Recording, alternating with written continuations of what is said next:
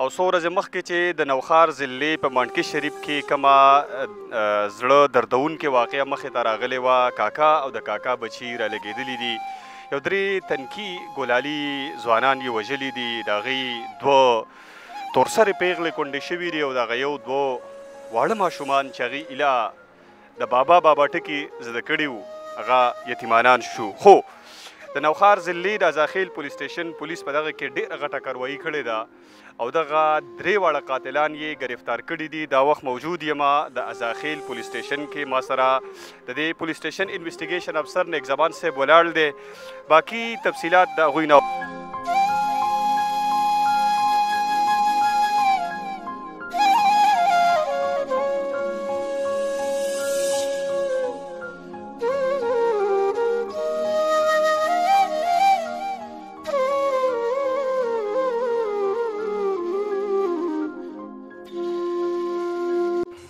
قدرمنو کتونکو سنګرخان ما در ته اول ووایئ چې د قاتلان څو دي؟ 2 کسه دي، 3 کسه دي؟ داویداري چې په 4 کسانو شوې وه، په 4 کې 3 اریسټ دي او یو لا پاتې. او د دې 3 او 4 واړو په خپل منځ کې رشته څه ده؟ دا 4 واړه چې کوم دي دا 3 رونه دي او یو یې پلار دی. ښه، در ته ووایئ چې ګرفتاري مو د چېرته را کړې ده؟ دا خو مختلف ټیمان دې کې جوړ شو. دا وقوعه چې وشوه نو زموږ آر پي او صاحب، ډي پي او صاحب، هغوی په دې باندې ډېر سخت اکشن وشتو، ځکه چې ډېره افسوسناکه واقعه وه. هغوی د ایس پي انویسټیګیشن علمزی خان په سربراهۍ کې یو ټیم جوړ کړو، د مقدم خان په نگرانۍ کې. بیا په هغې کې سچو صاحب و، زوما زموږ د آی ټي انچارج و، بیا موږ ډي اس پي صاحب چې کوم دی هغه مختلف ټیمان چاپه مار جوړ کړ، هر سړي ته خپل ټاسک حواله شو. نو زموږ اسچو صاحب چې کوم دی نو هغه ته انفارمر اطلاع وکړه او د خیسري میره کې دوی څه پلانینګ کولو او دا خلک چې کوم دی د علاقې نه بیا وته او تفتیش دوران کې دوی بیا وویل چې یاره مونږ کپړې مپړې راغشتې ده کور نه او بیا مونږ تلو کراچۍ ته لکه مزدورۍ ته. زموږ پروګرام دا و چې مونږ ځو کراچۍ ته مزدوري والته کوو. نو هغه انفارمر په اطلاع باندې اسچو صاحب بیا خیسري میرې نه اریسټ کړي دي. ټیک ده.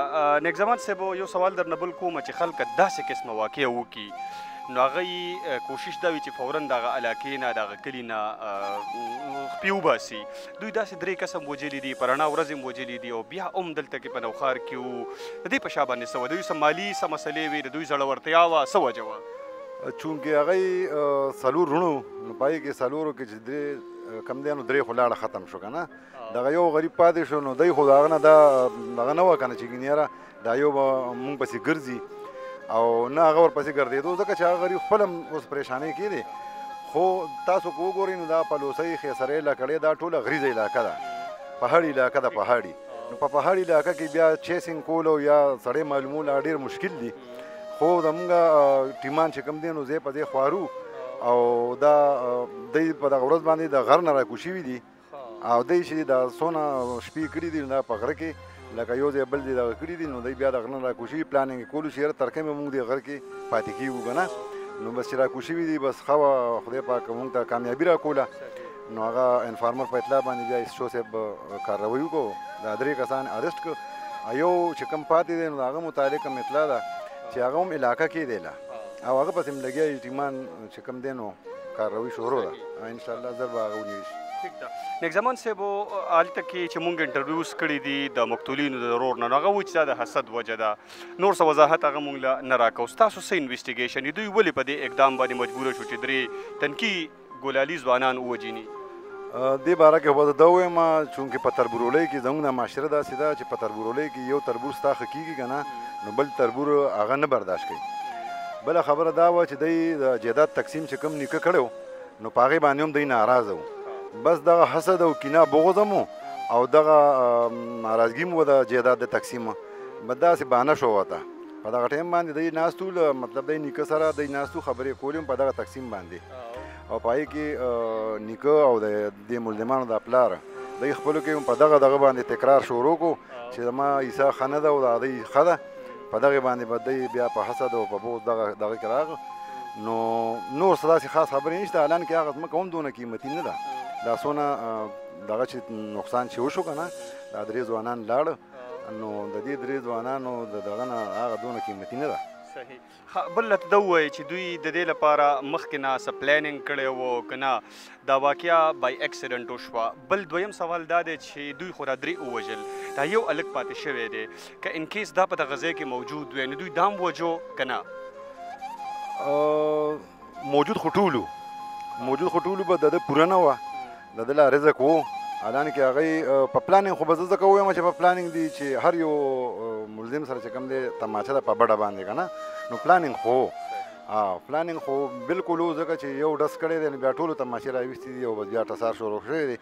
دا کم مودی چې پاتې دی نو دا غریب چې کوم دی نو دی هم په دې موقع باندې و، خو ده بیا منډه کړې ده، ځان یې بچ کړی دی. او وجو بالکل د هغوی بالکل د خاندان یې ختمولو. نیک زمان صاحب دا راته ووایئ چې دا تاسو ګرفتار کړل، ستاسو انویسټیګیشن هم وشو، څه وایي اوس په دې خپل چې کوم حرکت یې کړی دی په دې باندې فخر محسوسوي که نه څه شرمندګي ورته کېږي؟ نو تفتیش دوران کې خو چې موږ دی واورېد نو دی ته خو لومبې د دې درېیم مړي پته نه وه، او دی وایي چې یاره مونږ خو د هغه دوونه خبرو ځکه چې مونږ په غره کې وو که نه، نو د کلو د اعلانونه مونږ اورېده، نو د اعلانونو نه خبر شوي، نو دا دوه خو مونږ ته پته وه، د دې درېیم نه بیا دلته خبر شوه، نو خفه خو دي اوسه ځکه چې تره زامنو او هغه یې پلار مړو، لکه دا یې ترونه و دی ته پاتې وو که نه، نو دا ترې چې کوم دی دی اوس پښیمانه دی. ده ما ته ووایي چې یاره خانجي وګوره کوشش وکړه چې زه ورندارې سره میلو شم. نو ما په خپله ورندار باندې یقین شته، ډېره ښه ښځه ده، مونږ یې واړه را لوی کړي وو، مشره ورندار د مور پځې وي که نه، نو ما ورته ویل چې بهی تا خو د مور کور وران کړو، د ورندارې کور خو تا وران کړو، هغه خو د هغې اړه د کتو دی چې هغه دا درې دا ژوندی و، دا درې ګلالي زامن دی هغې نه لاړه، او ته بیا هم وایې چې هغه دی وایي چې یاره د ما په خپله ورندار یقین شته چې زه هغې ته مینه سماجت وکړم، نو امید دی چې دا به ما معاف کړي. صحیح. داسې ده چې که د هغې په زړه کې د ده لپاره نرمي وی نو د دوی په جیل کې تاڼه کې سواري 2 ورځې وشوې راغلی به وی، خو زما خیال دی چې هغې به نم نی راغلي. نو هغوی خو تر اوسه پورې په دغه غم کې دي، کم عباس چې بیا وروستو ایکسپایر شو که نه جي، غالبا چې پرون نابلو د هغوی درېیمه وه، او هغه به څنګه راشي یار، او که نه دا خبره چې یو مور به څنګه د خپلو دریو بچو قاتلانو ته راشي او په هغوی باندې به بیا رحم وکړي، ممکن خو نه ده، خو لکه دی پر امید دی وایي چې زما ورنده ډېره ښه ښځه ده، او کېدای شي دا تاسو لاسې هغه دغه درکوي ځان درنه څه طریقې سره ستاسو زړه کې نرمي حاصلوي، دغه وجه کېدای شي. نو بس مونږ خو خیر خپله ډیوټي چې کومه ده نو مونږ خو خپله ډیوټي ورسره دغه قانون مطابق ښه صحیح کړې ده، او په دې نرمۍ مرمۍ ما خو ته ووې چې به یې که فرض که بیا فرض کړو کې نو جیل ته به پسې راشي، جیل نه بیا دغه وکړه خبرې ورسره وکړه، خو دې وخت کې خو ممکنه نه ده چې یاره مونږ هغې ته ووایو چې یاره ته راشه او دی سره میلو شو. نیک زمان صاحب اخري سوال کوم، چونکې دا تاسو انویسټیګیټ کړل، دوی حالت تاسو وکتو، د دوی مالی حالت څه دی، نو کار مار څه کوي، بیا مالی حالت یې څه دی، پیسې میسې ورسره شته که نه؟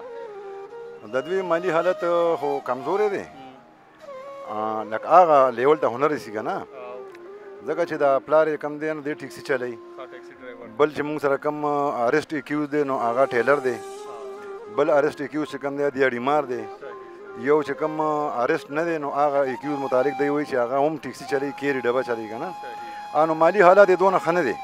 او جی مالي حالت خو یې ښه نه دی، ځکه خو یې ټوپک هم راواخېست که نه، چا چې مالي حالت ښیي نو هغه خو نه ځان له دښمني ګوري او نه بل له ګوري. بالکل دا خبره ستا صحیح ده، زموږ په معاشره کې چې چا حالت ښه کېږي نو هغه بالکل د ټوپک او د هغه نه جنګ جګړو نه لرې ځي، ای جنګ جګړې نه خوښوي، بس الله دې زموږ په قوم باندې زموږ په حال باندې رحم وکړي. نیک زمان صاحب موږ له وخت راکړو، مصروفه وئ، ډېره مننه، خادم غواړم.